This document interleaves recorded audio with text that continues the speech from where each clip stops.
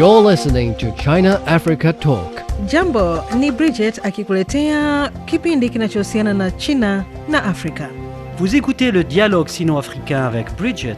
Everything China, everything Africa. Olá, você está ouvindo China Africa Talk com Bridget. سيداتي وسادتي مرحبا بكم في الحوار الصيني العربي مع بريدجيت. Dear listeners, have you noticed the rise of the becoming Chinese trend? If you spend any time on TikTok, you may have come across the phrase, "You met me at a very Chinese time of my life." From drinking warm water and eating congee to wearing slippers indoors, more and more people are embracing everyday Chinese wellness habits as a way to improve their health and well-being. But from an African perspective, what's driving the growing appeal of Chinese culture? Can one culture become another? Can your culture also be my culture? To discuss this further, I'm now joined by three young people who are part of this cultural conversation. Content creators Ibiakama Chinazia Pere Ugochinyere from Nigeria and Ayubu Damiani Tawele from Tanzania, who are both students at Zhejiang Normal University, and Yi Xuan, who in this episode I will refer to by her English name Heather, and she's the founder of the Dot Connector, a China-Africa consultancy and cross-cultural community platform. Guys, welcome to the program. Thank you. Thank you. We're glad to have you. Heather, what exactly is the becoming Chinese trend and what is its purpose? Thank you for the question. I think it's been definitely very interesting watching the social media space. A lot of people are posting, they're becoming Chinese because now they're drinking hot water or they're adapting some usually very Chinese habits in their daily life. And you see people from around the world joining and hopping onto this trend. And it's kind of like a feeling of being Chinese is a cool thing now. And then, people are learning from a lot of traditional practices and showing how they are using it in their daily life. So I think it's quite cool. I think the purpose is more of, a shift in sentiment in how China has been communicated globally for the past many years, and now it's more trendy and it's also more practical, because in the past maybe it's a lot of I wouldn't say maybe one-way communication, but it's a lot focused on the culture or traditions. But now you can see how people are interacting with it and becoming Chinese in their own ways. So I think in that way it's been very interesting for sure. Ibiakama and Ayubu, are there any Chinese elements in becoming Chinese that are similar to your own culture? Ibiakama, you from Nigeria, Ayubu, you from Tanzania. Thank you. I've been here for 10 years. China is no longer a new place for me. It's my second home now. We have a little bit of a similarity in the culture. For example, I think China is a country that is rooted in their culture. They love their culture so much that they go both far and global to promote their culture. And that one also speaks for my country, Africa in general. We are so much rooted in our own cultures as well. Another element we have in similarities are the festivals. My country, we share a lot of festivals as well. Traditional festivals. We have the Ibanku, we have the Iwaji, we have the festival where we celebrate the Yam Festival, because we are known for agriculture. We produce a lot of crops in our culture. But on that day, we use yam as a significance of the day, because yam is called the king of plants in our culture.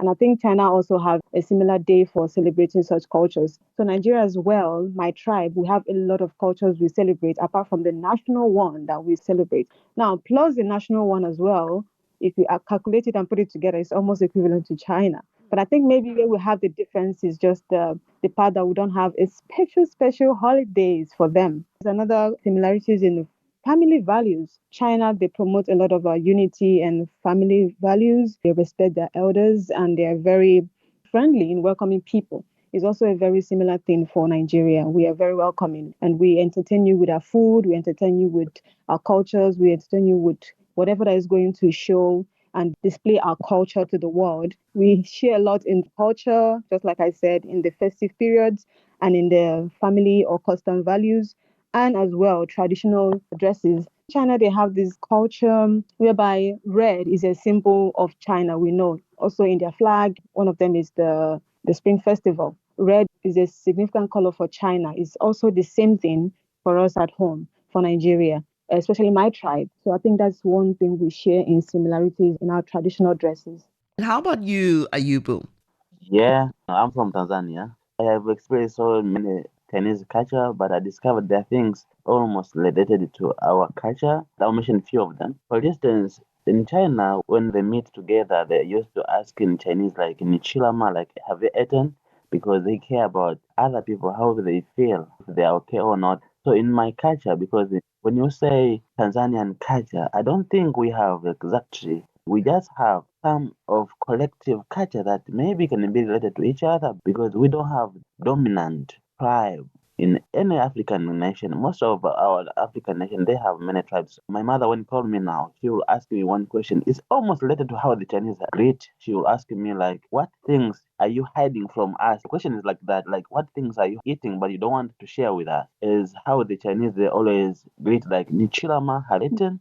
Like these days, I'm eating rice and maybe with beans, whatever I'll say. So it's almost the same, but it's kind of greeting we use to know if you are living well, you are eating well, you are enjoying life there. That's all. It doesn't have much relationship with food, just like in China. Another thing is I see how much Chinese kids respect their parents, to the elders. Almost the same is my home and my country, or like the way kids react when they see the elder, their parents. Another one I think is the Chinese dragon, even from the Western dragon, but the Chinese dragon, it has good meaning.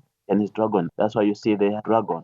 In my country, we call it the big snake. The way it look like, the way it behave, it's almost the same. Although there are some difference from my culture, we call big snake. It has 11 heads. The tail is in the ocean. All these heads around the different continents in the world. Most of our African nations, we have heard about Ubuntu. In Swahili, we call it Utu. That is one part of Swahili core values. Yeah. We don't put much basic need before others. We care that whenever I'm doing anything, I should consider others. So even in my country, the same. We call Utu, which is consideration, how people they can feel for what you behave and how you do. Heather, unlike many culture-based trends or previous China crazes, why do you think this one has become so popular?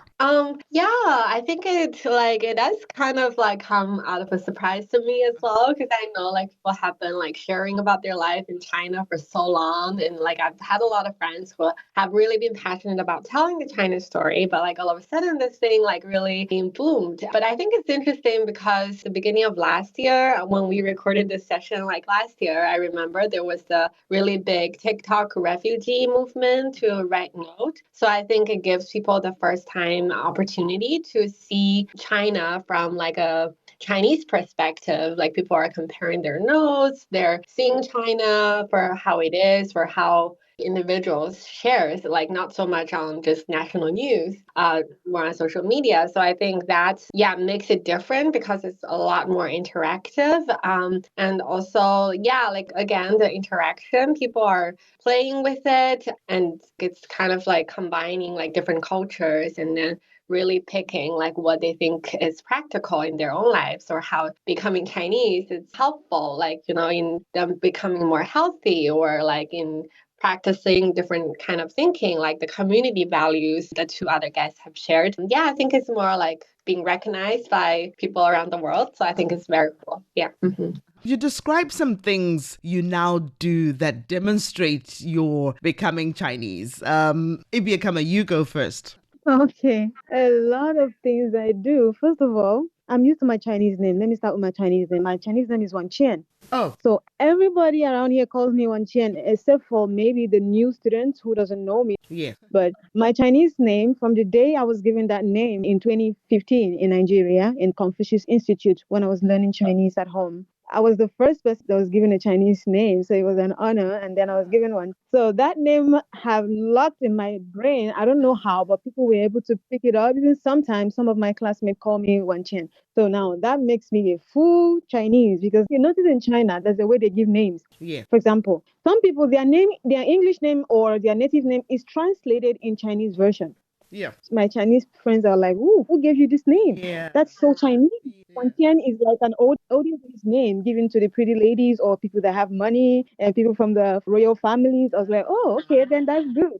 So that word made me my first Chinese. And now, for the past 10 years, just like I said, it's been an awesome experience. I love the culture. I can speak Chinese to the point that I speak Chinese on daily basis and it affects my English. Sometimes it's just so hard for you to express yourself in English because now I'm now used to the Chinese culture, I'm used to the language, I'm used to the ways of life, I'm used to everything. So maybe when I'm speaking English, before you know it, I'll be like, "Oh, I'm sorry. Okay, let me explain in Chinese," and then I have to find a translator to someone from an English-speaking country cannot speak a proper English again. I was like, "Please don't blame me. I've been here for a long time, so you don't expect me." Bye bye to the Nigerian. Bye-bye. She's now become Chinese. So we are now used to the whole thing that we can now speak Chinese without even noticing that we are communicating in Chinese. That is how the level of Chinese we are. Now we don't even want to talk about the food. The food we eat a lot of Chinese food. Now daily I eat Chinese food except maybe for some days. And then as well, the ways of life. You notice that foreigners, they are always awake at night Yeah. and then sleep into midnight against maybe in the morning. But I have the Chinese normal routine. I sleep on time, maybe as of 9, 10. If you want to keep your waist snatching and the skin glowing, eat according to Chinese time. If you have time, 6 o'clock to 7 o'clock, eat your breakfast. And then from 11:30 till around that 1, 2, you should be done with your lunch and dinner as well. 7 o'clock, I'm no longer eating. It's now a habit. So to become a Chinese, or maybe one of the things I do to that, that have the elements of Chinese, there are a lot of them I can't speak because of time. So for now, I'm going to just share just these few details, and when we have more time, we can discuss, but there are a lot of them. Okay, and how about you there, Ayubu? I would just start from what she said about language. I have my mother tongue language, I have my natural language. English is my second language and Chinese language. But before, English used to be my best after Swahili. Like I can speak well. But now, sometimes when I want to speak something in English, I don't know what I should say. So I should use dictionary to search. The two of you probably dream in Chinese as well. Tell me, when you're sleeping, what language are you dreaming in? Talking to my mother in Swahili language, in Swahili, when we want to say, okay, we say sawa. So I will say sawa, sawa, hoda. And my mom say, what?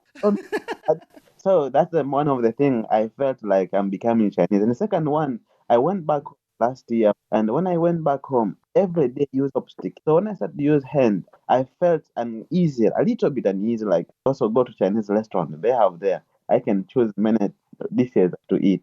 Before I used to not care much about time. Like it's okay if we are late, maybe we can. But now, no way. When someone is late, I feel furious. Like why? What? Why?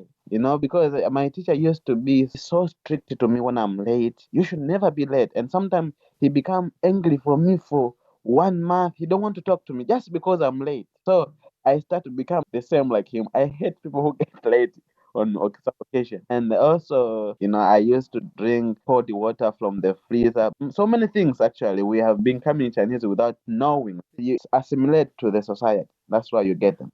Okay, so I have a few of my own that I'd like to share. First of all, when I cook, I use soy sauce. I use soy sauce in almost everything now. And then for my hair, for my natural hair, I use rice water, which I've found works pretty well. Another thing, the decor in my house, over the years, I've actually been taking it quite seriously. It's actually based on a few things that I understand about feng shui. So if you go to the east of my house, you will find that whatever is in the east is not just there by coincidence. If you go to my son's room, you'll see that his bed, the direction he's facing, is not just random. If you go into my kitchen, the colors and everything, there's lots of elements of feng shui. And somebody who understands feng shui will actually understand the decor of my house. So before, I used to just do things randomly. Even the way I place my shoes in the house, where they stay and stuff like that, I've become very fussy.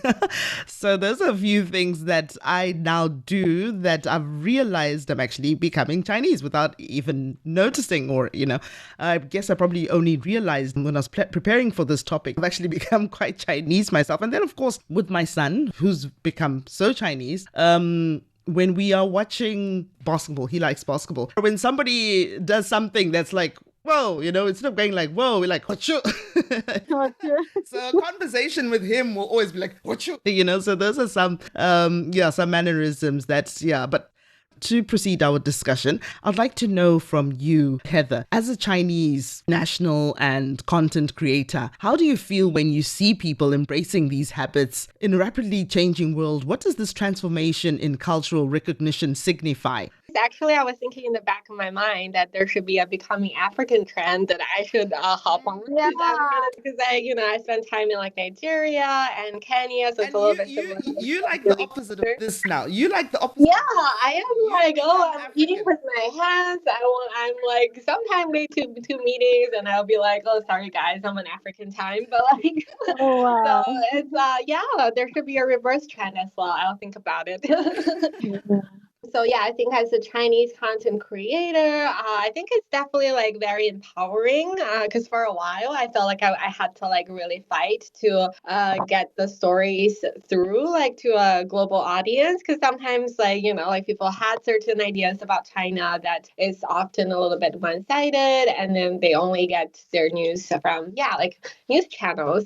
So yeah, even like sometimes I go to Africa and then it's like people kind of know nothing about like what it means, like Chinese culture, besides what they see in like old kung fu movies, and then it's like, oh wow, like there's really not so much like authentic like sharing. So yeah, I think it's like very empowering. So like now in my content, I definitely feel like more like mindful how I can incorporate both elements in like life in China and past experiences in Africa, and wanted to find like the common ground, like everything they were sharing about, like finding the similarities in the cultures, and then like being more proud of sharing like my culture as well. And and seeing other like content creators as well to like who have been sharing China content for so long, and like see them finally kind of like break through and get large followings. I feel like it's a really great feeling. Yeah. Ibiakama, you've been creating content together with Ayubu, reflecting Chinese culture and way of life. Why did you start, and do you feel your audience understands Chinese people and their way of life through what you portray? Okay, so there is something called a stereotype or narrative that we know about, that the Westerners have used the media to give a bad narrative about a lot of countries. One of them is China, and also one of them is Africa. So coming from a country where we know that the world sees us from another angle, and also China. Before I came to China, I've heard a lot of bad things about them. Things that, I don't know, it was horrible. If not that I was just an innocent child, I would have believed them, but I guess I didn't. I didn't believe it. And if I would have believed it, I would have not been here. So, but thank God for my mom, who's a teacher. She's a teacher and someone who is also well-cultured. So she just gave a simple example of made in China product. Back then at home, I have product in almost all the electrical appliances. They were all made in China. We had Hyson, we had Pitbull, right? We had a lot of brands, all made in China. And because I was a curious girl, I always read a lot. I can pick something on the road and want to read every single thing on that paper or whatever I pick. So that's how I got to know that stuff from home, they were all made in China. And I read a lot. So my mother told me, imagine the country that you were being, that they talk about, and they produce almost everything the world uses. Yeah. Don't you think that country is a big country? And mind you, it's only big people that are influential, people that are well known, that are being talked about. And she told me one adage that we normally say: if people don't talk about you, then you are nobody. So that means China is somebody. They're talking about China because China is somebody. So you should not listen to them. If I would have paid attention to things I saw online, or maybe videos or what I was being told, I would have not been here. But thank God for education, which my mother used to correct the narrative. So correcting that narrative was the best thing. That I think that was the day she planted that idea in my head. And that's how I became a storyteller. I'm not just telling Chinese stories. I'm also telling African stories. Over here in China, I host education and culture exchange program between China and African students. So I go to schools and teach Chinese students about Africa, what they need to know, heard, because also the same thing, the media have also painted Africa to be something else, and they have believed what's on the media. So now the mindset is also to change the narrative that they have towards Africa. Our audience are actually getting the story. That's why this trend came out. So when I saw this trend becoming Chinese, I was not surprised. I was happy, because that was that thing we are supposed to achieve, letting the audience see the Chinese for who they are, see the real Chinese. Ayubu, from an African perspective, what is amplifying the appeal of Chinese culture? What are your thoughts? Chinese culture, I'm thinking like it's almost similar to Swahili. You know why Swahili is more accepted by many African nations? Because it's like a middle, like it's not based to one side of religion. It's not related to politics. You know, it's just middle. It's just middle. So most people they are easy to accept Chinese culture because it is not related to, not attached to politics, not attached to religion, or you don't eat this, you don't wear that, you don't know. It's not that way. That's why Chinese culture more we accept globally because it is not extremist culture. It's not culture that wants you to abandon your culture and accept it. It's something, just a way of life, just tangible things. You learn some tangible culture. You can learn to do paper cutting. You can do something. You can use it's useful to your life. You can really have in your life and feel it. You can share. You can learn some core values of a daily life like togetherness. You know, it's something good. So why most of us that buy and make Chinese culture more by people around the world. Now, besides Chinese cultural elements, what other aspects have become dominant in your experimental life aesthetic over the years? For example, we have the Made in China, that you've just mentioned there, Ibiakama. What are your thoughts? Well, apart from Made in China, also there's a trend that people they just go to flex to Chinese restaurant and use chopstick. People they feel nice, like oh my god.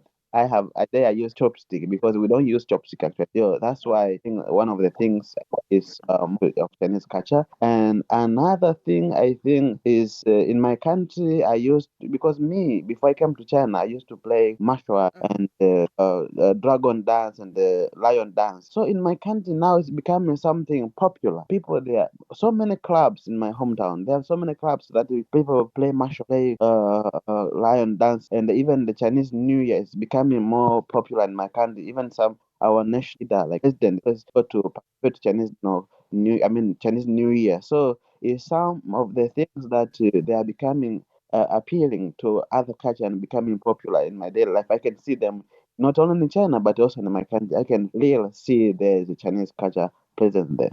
Ibiakama, I'd like to know, what role do you think the youth play in China-Africa people-to-people exchanges? What are you going to do further to deepen the mutual understanding? I know you just mentioned that you've been doing a bit of translation. You also go around schools in China, teaching them about your culture. But what else have you been doing, or do you foresee yourself doing in this year, the year of China-Africa people-to-people exchanges? Okay, so for youth, I think that youth are the most important bridge between China and Africa. We need to be a bridge builders in the sense that we have a lot of China-Africa cooperation that is going on for the past how many years, and we continue in the future. And we're talking about Africa, we're talking about 50-something countries, not just one country. So it's China and 50-something country. So we needed all the African youth to be a bridge builder between China and Africa in our cooperation in all the sectors, education sector, technology sector, in all the sectors that our government will be having any partnership or cooperation with. Sometimes they might just be scared about the language due to language barrier. They don't understand it. And sometimes I remember one of the delegates from the Nigerian government who came for the forum, and then he was so impressed that we have lots of students who could speak Chinese, understand them and their way of life. And he told me how he lost a contract of millions because the language barrier and then the trust. So I told him, oh, no, that's why we are here. We'll be here. And then you guys are losing such opportunities. Anything that's going to bring partnership and improvement and development for the country, we are here. So we as bridge builders, that's why we are here. So this is where we come in. The youth are the most important bridge builders between China and Africa, whether government signing agreement or whatever, but it's the young people who will build the real trust, the friendship and the understanding between these two both governments, because we don't speak the same languages. And of course, culture might just differ. Of course, anybody coming to offer you something, no matter how you need it, you're going to sit down, first of all, to think about the benefit. So whereby we are here, I think we should actually stand in between our government to strengthen the friendship, strengthen the mutual understanding, and promote people-to-people cooperation. I think another thing is, just like I mentioned, that I have actually used telling story to play my part. Apart from the documentaries as well, I attend the dialogues and seminars concerning China, Africa, and African youth and diplomacy as well. I always want to be part of anything China, Africa because I just want to make a contribution to my country. whatever China has to offer them. I want to make a contribution to my country. And how do I do that? I can use my voice. I can use whatever advantage I have from here to help my country and help the both countries. So everyone can make their own impact with whatever they have. If you're good at telling story, tell a story. Let's tell African and China story. Our majors, whatever we can use to promote both countries. There is this union we formed. I'm the founder of the union. I just gathered some youth, African youth, and I told them I know what I want us to achieve, because I want us to, build some sort of platform where African youth, we can use our majors, those in technology, those in tourism, those in agriculture, those in education, those in whatever major you are doing. Do not look down on your major. That's why we are here in a country that is as developed as this. There's something we have to take home. So we need to take whatever we have here, have some sort of organization or union. We don't know where we are going to be tomorrow. If you find yourself in the government, fine. If you don't find yourself in the government, it's okay. But just know that we have a lot to take home from here, or we have a lot to give to our government to be able to stand in between them and China and tell them, oh, we are here and we're able to get this from this country. We're able to learn this from this country. So whatever you want to do, we can be the backbones of our government to tell them, don't worry, we are here for you. Okay, we are going to be a voice for you here. If you don't understand the languages or whatever, we are here to promote each other's culture. So just like I said, China and Africa, we are brothers and sisters. So that's why I decided that we need to tell China story, African story, and tell China-Africa story. So it's a 3 different thing altogether. China story, African story, and China-Africa story. We need to let them know the history of how we became brothers, because there was a history from way back. So we need to connect the stories from how we began to how we are here and what the future can bring for both countries. As for youth, we are just supposed to be a generation who understand China and tell our story and promote the both countries to have a better cooperation and build our nation and join hands together and bring our nation and promote peace, understanding, and win-win cooperation. Now, just to wind up our discussion, Heather, February is a festive month in the Chinese calendar. What are 3 things you would like to encourage us to take up, to connect with and enjoy the Chinese era, or create a very Chinese time of our lives during this festive month? I've already started preparing my laba gali. I hope I've said it right, where you mix garlic and vinegar and some spices to serve as a side dish for your Chinese meals, because I'm also planning to make a few Chinese meals over the Chinese holiday. Oh my gosh, wow. I want to be invited to your household for dinner because it sounds awesome. Of course, yeah, make sure you decorate your door with cut papers. Yeah, you were asking earlier about aesthetics, right? So I think that's a great way to start with, because you want to start your year, everything is beautiful, everything is inspiring, and red means prosperity, and then, a lot of blessings. So we all want that for a new year. So definitely that. And then, I think really everyone in this room are pretty Chinese already, but I would definitely encourage people who are listening, try one thing from the old traditional Chinese practices. There is a very useful Chinese calendar. It kind of breaks down a different season, or based on the weather, or what usually happens. And then with that calendar, you can practice drinking more hot water, sleeping earlier, and also maybe try some seasonal food. There was a porridge for laba, so that's something that kind of warms your system. So I think all of that. And then of course, I really love that people are actively sharing with their friends and family back home. So I feel not everyone in the world knows about China or on TikTok. So if you can spend some time to try to share about your best experiences in China with someone back home, I think that would be really cool. Spread the love. Well, that brings us to the end of our discussion there. Ayubu, Ibiakama, and Heather, thank you so much for your time. Thank you too. Thank you so much. Thank you for having us. Listeners, you can subscribe to our online newsletter on CGTN or Substack to get more insights on China-Africa relations. Just search China-Africa Talk. For now, it's goodbye. Thanks for listening. If you enjoyed this episode and you'd like to help support the podcast, please share it with others. Post it on social media or leave a rating and review. Thanks again. See you next time.